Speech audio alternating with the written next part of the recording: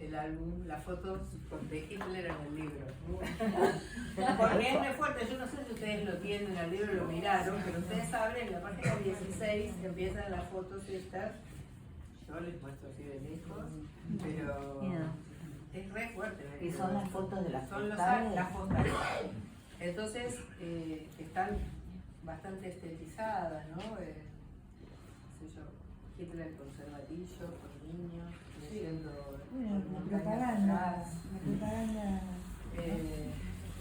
Es impactante y me parece que renueva el impacto.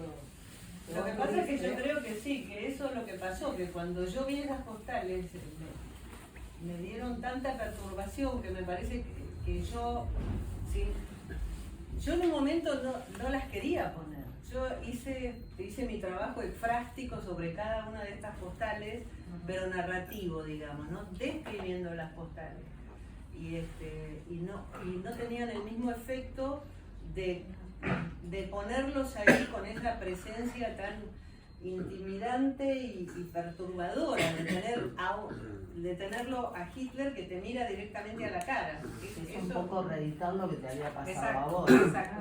Me parece que eso está bueno en el libro, es perturbador, pero realmente transmite algo de esa perturbación. Y además la presencia de la imagen, que es muy diferente. Con lo que te encontraste por primera vez. Quería hacerte una pregunta acerca de tu abuelita. ¿Hasta qué año? ¿Hasta qué año? Hasta el año, lo vi hasta el año 42, un libro nada más, un solo libro en el año 42. ¿Y qué criterio? ¿Encontraste un criterio de qué libros tenían esvástica y cuáles no? No tiene ningún criterio, es como que yo lo digo acá y si ves la lista, son muchos libros, la mayoría son libros en francés. Uno es Le Professeur de Charlotte Brontë, en francés, ¿no? ¿Qué tiene? ¿Y por qué la tiene? O sea, yo pongo la lista porque no hay una coherencia, de por qué la puso. Yo estaba diciendo, bueno, voy a ver, hay algunos que sí, ¿no? Muy poquitos, ¿no? Hay uno de Bertrand, que era un académico francés, que en el año 2016 escribió un libro que se llamaba Hitler. Y entonces, en ese libro explica, digamos, para los franceses, el nazismo, de alguna manera. Pero mi abuela lo subrayó. Entonces yo vi todo lo que ella había subrayado, lo leí con suma atención, digamos, de ese libro también, y ese estaba muy relacionado. Y cuando ya estaba casi terminando de mirar todas las bibliotecas, apareció Mi Lucha. Apareció Mi Lucha. En una biblioteca al lado del piano. Yo dije, ahora, no sé, a último momento aparece este libro que no tiene editorial, tiene imprenta nada más, pero no tiene una editorial. Argentino, un libro argentino, sí. Bueno, es lógico, porque estaba prohibido. Claro, sí. Y tenía la esvástica. No, ese no lo tenía. A ese no. No hacía falta. Por eso era como muy, viste, no había como una coherencia, ¿no? Entonces, era como muy bizarro lo que estaba pasando, ¿no? Que esos libros eran libros que mi abuela leía, a veces de princesas o de... Pero usaba la esvástica como un señalador, digamos. No, en la tapa, es como si yo agarro un lápiz acá y no la voy a poner, te voy a hacer una cruz. Como un sello. Y arriba hay una cubierta, como ves esas cosas medias marmoladas que se ponían antes sobre los libros. Entonces, Y el año 42 es el último que encontraste. el último que encontré fue en el año 42. ¿Y eso te dio una pista de algo? ¿Tuviste algún otro dato de qué pasó para ella en el 42? No, yo no sé nada. Mi abuela se murió en el año 78. Y yo pregunté en mi familia y todo eso, pero no. El tema es así, que por eso es perturbador, porque yo tampoco tengo respuestas sobre qué hizo mi abuela. ¿Hizo algo? ¿Colaboró? ¿Dio plata? Solamente a lo mejor simpatizaba, como, entre comillas. No sé lo que hizo. Y después la otra pregunta que yo me hago mucho es, ¿qué le pasó cuando se vio lo que pasaba en los campos de concentración? Cuando se veían las cosas con todos los muertos. ¿Qué le pasó? Y yo tampoco no sé nada, es todo como que queda flotando, digamos, que quedaba como flotando y que no tiene como una explicación. Mi abuela era muy snob, pero ser snob no quiere decir ser nazi.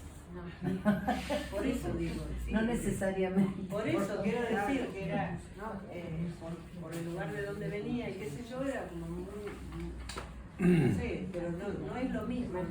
¿Pero vivió en Berlín en la época del nazismo o ya estaba aquí? ¿Vivió en Berlín en la época de Hitler o ya estaba emigrada? No, ella no vivía en Berlín, de todo en Buenos Aires. Nunca vivió en Berlín. No, en Berlín no, ella Pero- no era alemana. Lila, ¿cómo dedujiste que ella era pronazi? Ah, una hermana le enviaba las Sí. postales. Ah, eso el sedón No, eso no lo dije, que hay una carta. Y además ¿Y tiene- cómo? ¿Y alguien que pone una esvástica? ¿Por qué Marca en la tapa del libro que es un libro alemán o de algún pensador alemán. No, pero tiene uno de Sí, los sí, estaba en francés. No son libros alemanes. No, claro.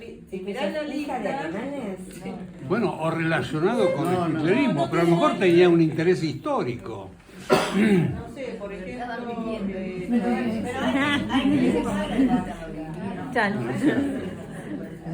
No, pero ponele. Hay que poder dibujarla. Casi que A mí el hecho que encuentre 4 o 5. Esa es una pregunta. A ver.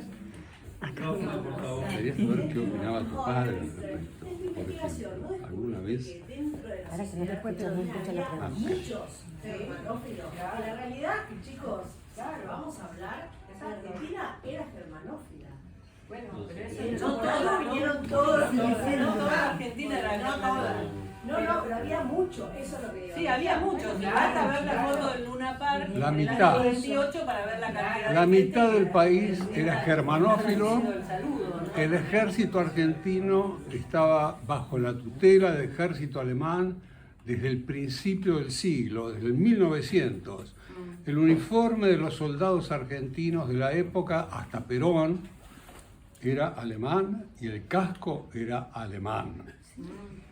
Y había dos grupos que peleaban. Yo te conté el caso de mi socio que estudiaba ingeniería y me contaba que estaban los ratas y los pincharratas.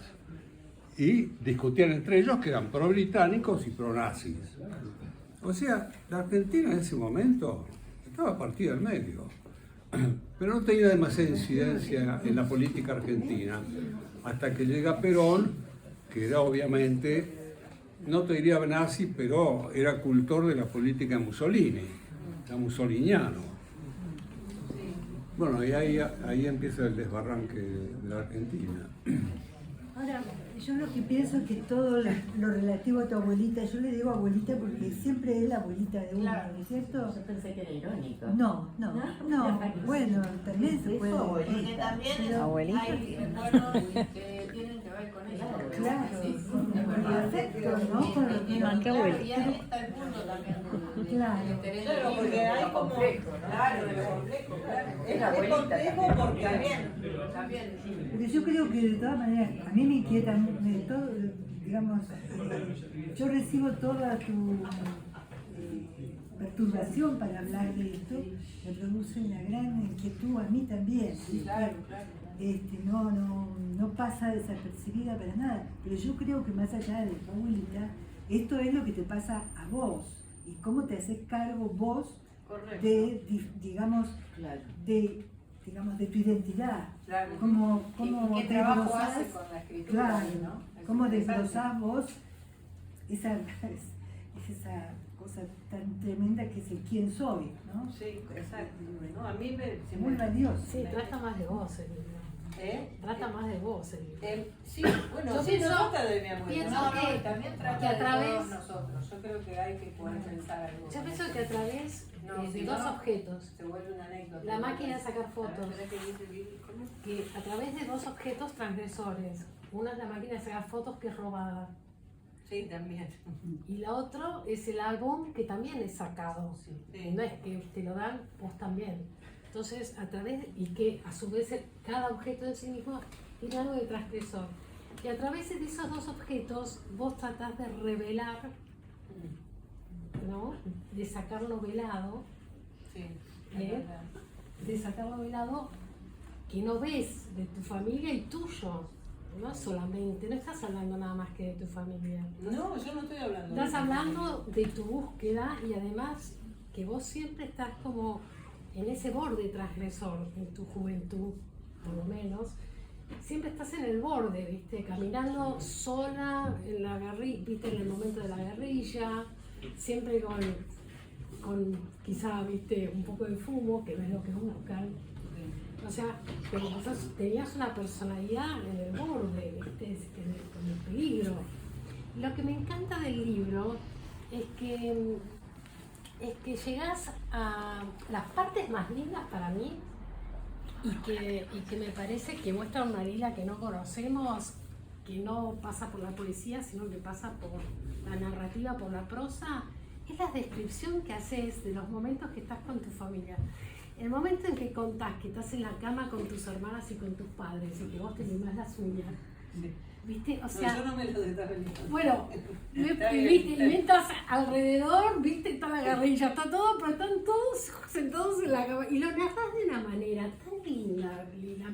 Y me parece que uno puede ver esa escena, los que nos conocemos y conocemos a las hermanas, uno puede ver esa escena, está tan bien escrita. Y después las escenas del campo, las escenas cuando vas al galpón y de nuevo estás en el medio, ¿viste? En el borde del peligro, y sabes que vas al peligro, pero vos siempre estás ahí como medio en ese borde. Y bueno, te conocemos como poeta, pero no te conocemos como narradora. Y me parece que hay una beta ahí muy linda tuya y que logras muy bien expresar los ambientes en que te encontrás, y que si volvés a narrar algunas cosas me parece que te van a salir muy bien. Gracias, Lili. No, lo que digo también en el libro es que como que yo soy como una escritora de atmósfera más que de acciones, y por eso yo no puedo hacer una novela, porque es más la atmósfera lo que me interesa, la atmósfera de lo que está pasando, por ejemplo acá, no lo que estamos diciendo, sino las vibraciones que hay en este momento y lo que estamos sintiendo, que eso es lo que me interesa básicamente también en la poesía, meterme en esos lugares. Y también está lo descriptivo que vos decís. No, pero justamente lo que quería decir es la atmósfera del living, de donde estaba la biblioteca, cómo describir la atmósfera. Fantástico. O sea, Bueno, gracias. Yo no, viste, la verdad es que cómo la describís a tu abuela. Hasta casi te diría que entiendo la parte de Nas y toda esa parte, pero me parece que el libro al final no pasa por eso. Pasa también por un montón de otras cosas. Está perfecto lo que decís, porque sí, es como entrar, digamos, y lo que decían también acá, que es como entrar en quién soy, de dónde vengo y quién soy ahora, en el momento ese de la escritura. Nosotros no teníamos claro que iba a suceder esto, que íbamos a empezar a hablar con todo el mundo. Está muy bueno. Eso es algo que tiene que ver con la atmósfera de lo que suscitó tu conversación. Y no sé si querés leerlo. ¿Quieren que lea un pedazo? Sí, Vale. A mí me parece que sería bueno. Fíjate, es muy bien. Estamos en por ahí una parte. Voy a leer una elegida. No voy a leer una de. No voy a leer las. Bueno, la que dice el. Antes lo arreglaron al bando. Adelante están demolidos.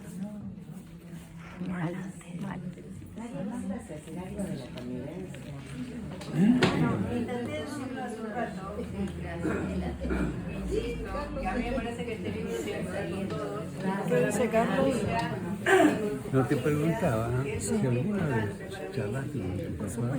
Papá me dijo que todo en la infancia era así. Por eso que era una influencia Pero por supuesto, que ¿qué pasa? hacíamos a ¿Qué pasa si la ¿qué hace tu hermano? Sí, en mayor o menor medida hay convivencia con la barbarie, que todos nos podemos obviamente que no estamos todos en el mismo lugar, pero sí genera preguntas para todo el mundo y a mí me parece re importante eso. Y ella labura un montón para pensar este tema. Entonces, nada, me parece que hay que resaltar eso en el libro de Pilar. Qué bueno. Y sí, me parece que es muy importante. Bueno, a ver, voy a leer un poco del principio, del principio. Después habla. Por María, como pensamos en no hablar tanto de la anécdota, pero bueno, acá resume un poco algunas cosas. Que todo te lleva a investigar a tu abuela y hay procedimientos que van de las tarjetas al libro de las tradiciones del Río de la Plata que ella escribió con esta admiración por la nobleza, la pureza de sangre, el militarismo, los uniformes, las medallas que muestran como gallos de riña, los prusianos, medallas y cascos tan dueños de sí mismos, tan autoritarios. ¿Qué lleva a una mujer como tu abuela a esta admiración extrema? Las tarjetas, ves, son del año 34, algunas de ellas, sobre todo los retratos de Hitler. El libro de Bertrand es del 36. Una clave será la firma y la esvástica en el libro de firmas de la estancia, eso no lo hablamos. ¿De qué año sería? La información es dispersa e inconclusa. Tenés dos documentos en tu poder, las tarjetas y el libro de las tradiciones. Por ejemplo, entendías el uniforme del colegio como una manera de no pensar en qué ponerte, pero nunca te diste cuenta de la consistencia del pensamiento. El uniforme es una manera de no pensar, tan obvio, tan directo, en cierto sentido, una comunidad, una comodidad. Claro, que cada una tenía sus triquiñuelas para sobresalir, el largo o corto del jumper gris, las tablas cosidas para marcar las caderas, la medalla de la cruz en la corbata con elástico, el nudo de corbata en el fajín, las medias bordó caídas, los mocasines en lugar de los zapatos abotinados. Hay un uniforme, pero la forma de salir del uniforme es de alguna manera modificarlo. A vos te gustaba mucho tu uniforme y será por eso que vestirte a la mañana te significa un problema. Pero estos viejos uniformados de bigotes con ínfulas en las fotos, qué poderío, qué arrogancia y el pangermanismo. ¿Cómo se fueron forjando en Alemania los atributos del nazismo? Hay todo un enredo allí con la caída de las monarquías, de volver a ese esplendor imaginado, el sacro imperio romano-germánico, el deseo de poder, Nietzsche malinterpretado, el darwinismo social, la supervivencia de los más aptos, el Heil, Ave César, la idea del Führer, el emperador, el Reich, el imperio. ¿De dónde sacó tu abuela esta idea de lo imperial, de la autoridad de los más aptos? Lo verás en sus tradiciones, lo comprobarás. ¿No la viste en la vida cotidiana? ¿Hasta dónde querés llegar? ¿Dónde estás vos allí? ¿Dónde está lo que te impide vivir? ¿Dónde la muerte de tantos? Leer sobre el nazismo te aclara tantos aspectos de la dictadura argentina. El demonio de la izquierda contra la religión, esta alianza de la iglesia con la ultraderecha para impedir el avance del comunismo. ¿Hasta qué punto todo coagula? ¿Es todo tan obvio que no lo viste hasta ahora? Hay claves que son básicas, la retórica de la derecha, la retórica de la izquierda. No hay un punto medio. No es posible desprenderse de estas influencias, salvo en el análisis de las circunstancias que le dieron forma.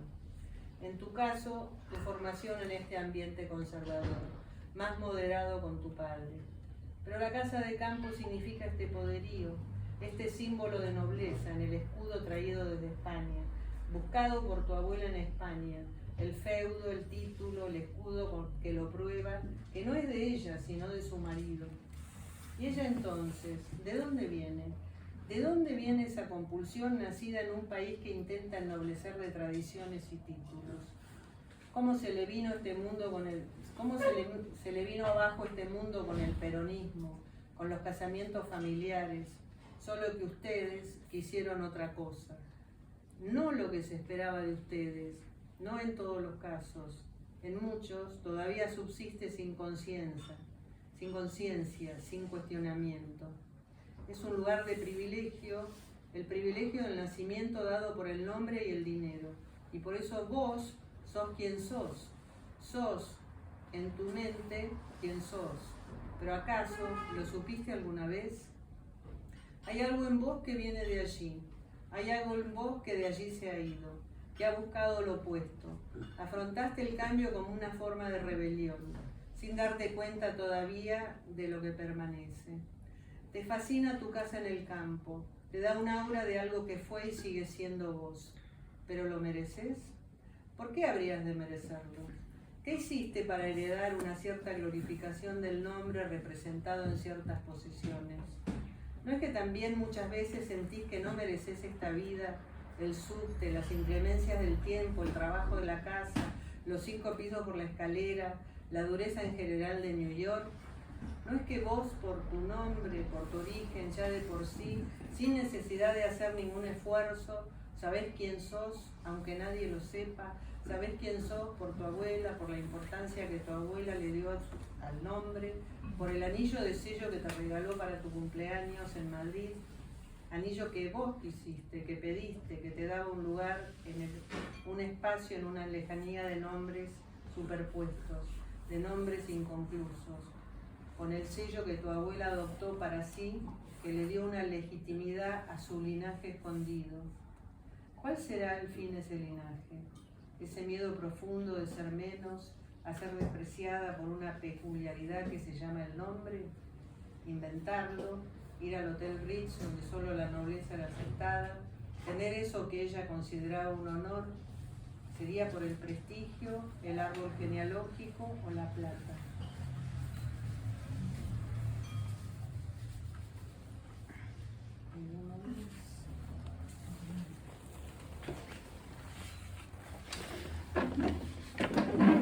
El sábado terminaste el libro de Sebald, esto más hacia el final del libro, ¿no? On the Natural History of Destruction, el capítulo sobre Peter Weiss, de quien no habías leído nada. Te llenó de ideas, pero no las escribiste en su momento. Son ideas perturbadoras, según Sebald. Weiss acepta el hecho de formar parte de la cultura alemana, además de la judía. Hace una serie de análisis en los que en sus pinturas, dramas o ensayos se puede ver este doble aspecto del hombre que se analiza como víctima y opresor a la vez, pero que en última instancia, en sus últimos textos, desea, elige estar del lado de la víctima. La idea es ver aquí para qué se escribe, para qué se describe el momento de la tortura, del tormento, para qué se pinta ese momento. En tu caso, ¿para qué señalar a tu abuela? Sacarla a la luz, hacerla visible, hacer visible la ideología. ¿Cuáles serían tus motivos? Si tu abuela no era una torturadora o una mujer de acción en ese sentido, sino una simpatizante. ¿Pero qué significa simpatizar? ¿Haber dado plata? ¿Haber apoyado ciertas ideas? ¿Dónde está la ingenuidad, la frivolidad de afirmar una ideología de la repulsión? No estás tratando con tu abuela cuestiones físicas o materiales que tengan que ver con el desprecio y la eliminación del otro, sino con alguien que coincide con ciertas ideas de superioridad por sobre todas las cosas. Y te preguntas, si tu abuela no habrá escrito el libro de Fray José como una forma de expiar la culpa de haber apoyado al nazismo, una ideología que quedó prendada en la repulsa que otros seres humanos le causaron. Tenés desde hace un tiempo esa sensación de que te cortan limpiamente la cabeza con un hacha, como con una guillotina, una decapitación. Eso es lo que sentís en tu cuerpo, te asusta y te alivia a la vez estar leyendo sobre el tormento. A Jean Améry lo colgaron de los brazos hasta que se le descoyuntaron los hombros. ¿Qué mente se atreve a pensar en este tipo de tortura y llevarla a cabo? ¿Cómo no habría de terminar suicidándose Paul Celan cuando supo lo que eran los campos de concentración? Es imposible sobrevivir el tormento que queda inscrito en el cuerpo de manera indeleble. No hay memoria que pueda olvidar ese dolor, dice Jean Améry. Queda registrado para siempre.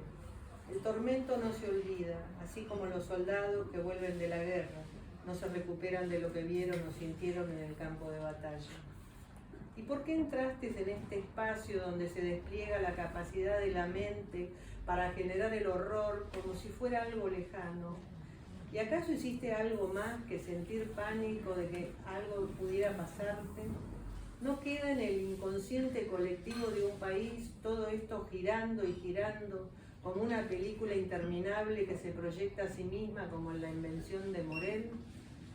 La presencia de las postales de Hitler te ubica en un lugar que de alguna manera consintió esa declaración. ¿Pero sos acaso vos personalmente responsable? ¿Es tu abuela personalmente responsable? Entrás por un camino en donde sentís una desproporción entre la naturaleza quemante de las postales, como brasas en la mano, y la realidad vivida. Hay un deseo de desresponsabilizar, de decir que vos también fuiste víctima. ¿Cuál es el grado de responsabilidad que tenés por esta pulsión de tu abuela? En otras palabras, ¿por qué hacerte carne de cañón en forma personal?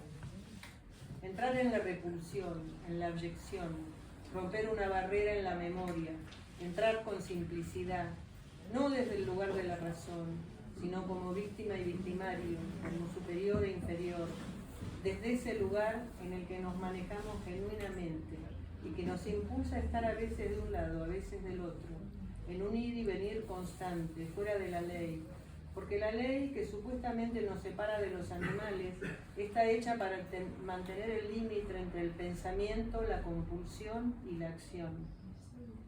Tiene que haber un grado de espesor, un vocabulario, una anatomía del odio, porque el odio, así como el amor, se manifiesta en el cuerpo. ¿Qué sustancias opuestas a las endorfinas lo producen? Además del aparato social que nos enseña el odio y el amor, ¿qué fundamenta físicamente el gozo ante la decapitación o el tormento, o el placer ante el sufrimiento del otro, o el placer del sufrimiento?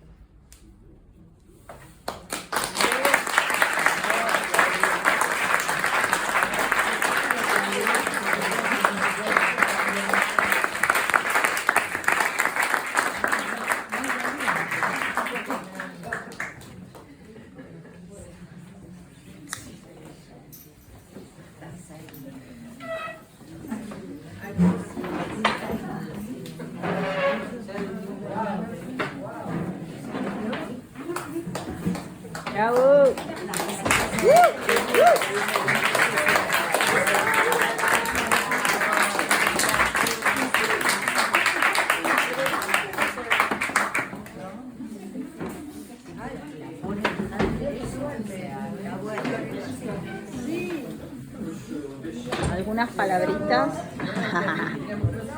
Unas palabritas. Hola, Flavia. Unas palabras para Lilu.